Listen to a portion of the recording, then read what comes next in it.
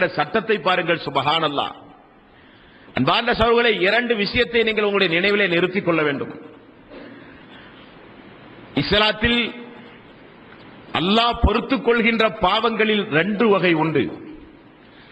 ஒன்று, நாம் நம்முடைய வாழ்வில் செய்கிற சிறு பாவங்கள். எவைகளை எல்லாம் அல்லாஹும் அல்லாஹ்வுடைய தூதரும் பெரும் பாவங்கள் என்று பட்டியல் போட்டார்களோ அந்த பெரும் பாவங்கள் அல்லாதவைகள் அனைத்தும் சிறு பாவங்கள். தொழுகையை விடுவது பெரும் பாவம், விபச்சாரத்தில் ஈடுபடுவது பெரும் பாவம், அதிலும் குறிப்பாக அண்டை வீட்டு பெண்களோடு முழுக்க முழுக்க நம்முடைய பாதுகாப்பை அண்டி வாழ வந்த நம்முடைய அண்டை வீட்டு பெண்களோடு விபச்சாரத்தில் ஈடுபடுவது பெரும் பாவம், பெற்றோர்களுடைய மனசு நோகுமாறு நடப்பது பெரும் பாவம், வட்டி வாங்குவது, கொடுப்பது, சாட்சி சொல்வது, வசூலிப்பது, கணக்கெழுதுவது அனைத்தும் பெரும் பாவம், நம்முடைய குழந்தைகளை கொல்வது பெரும் பாவம். இந்த பெரும்பாவங்கள் எல்லாம் மிகப்பெரிய பெரும்பாவம் அல்லாஹ்வுக்கு இணை வைப்பது, கொலை செய்வது பெரும் பாவம்.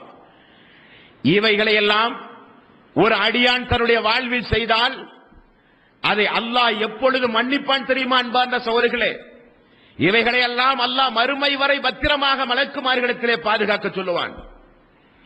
இவைகளெல்லாம் எப்பொழுது மன்னிக்கப்படும் என்றால், நீங்கள் ஹஜ் செய்தாலும் இந்த பாவங்கள் மன்னிக்கப்படாது, நீங்கள் ஜிஹாத்திலே ஈடுபட்டாலும் இந்த பாவங்கள் மன்னிக்கப்படாது, இது போன்ற ரமலானுடைய மாதத்தில் இபாதத்து செய்தாலும் இந்த பாவங்கள் மன்னிக்கப்படாது. மன் ஸாம ரமலான ஈமானன் வ இஹ்திஸாபன் உஃபிர லஹு மா தகத்தம மின் தன்பிஹி. ரமலானுடைய மாதத்தில் நீங்கள் இபாதத்து செய்வதன் மூலம் முற்சென்ற பாவங்கள் மன்னிக்கப்படும் என்று ரசூல் ஸல்லல்லாஹு அலைஹி வஸல்லம் அவர்கள் சொன்னது. ஷவ்வாலில் தொடர்ந்து 6 நோன்பு நோற்றால் காலமெல்லாம் நீங்கள் செய்த பாவங்கள் மன்னிக்கப்படும் என்று ரசூல் ஸல்லல்லாஹு அலைஹி வஸல்லம் அவர்கள் சொன்னது அனைத்தும் சிறு பாவங்கள்.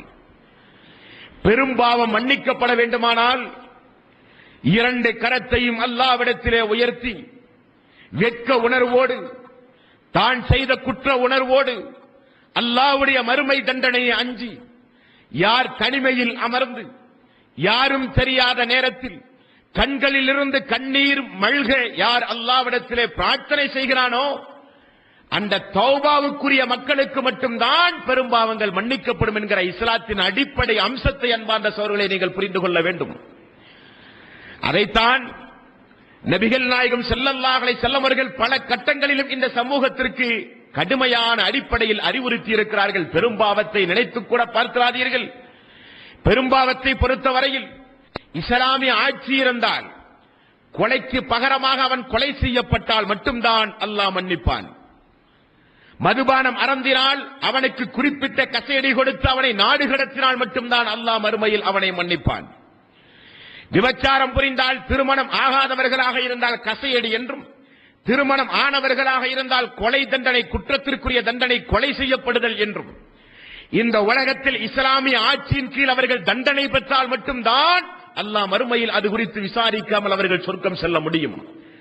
ஆனால் இஸ்லாமிய ஆட்சி இல்லாத ஊர்களிலும் நாடுகளிலும் வாழ்கிற மக்கள் பெரும்பாவங்கள் செய்தால் அவர்கள் அல்லாஹ்விடத்திலே அதற்காக வேண்டி பிராயச்சித்தம் தேடி, இனி நான் அதை ஒருபோதும் செய்ய மாட்டேன் யா அல்லாஹ், நான் என்னுடைய வாழ்விலே செய்த மிகப்பெரிய தவறு யா அல்லாஹ், இனி அப்படிப்பட்ட வெட்கக்கேடான மானக்கேடான உன்னுடைய கோபத்தை தட்டி எழுப்புகின்ற சாபத்தை பெறுகின்ற காரியத்தை செய்ய மாட்டேன் யா அல்லாஹ் என்று அழுது புலம்பி நீங்கள் பிரார்த்தனை செய்யுங்கள். ஆனால் ஒன்று, அல்லாஹ் நாடினால் தான் உங்களை மன்னிப்பான், அல்லாஹ் நாடினால் உங்களை தண்டிப்பான், என்னால் உத்தரவாதம் சொல்ல முடியாது என்று ரஹமத்துல் ஆலமீன்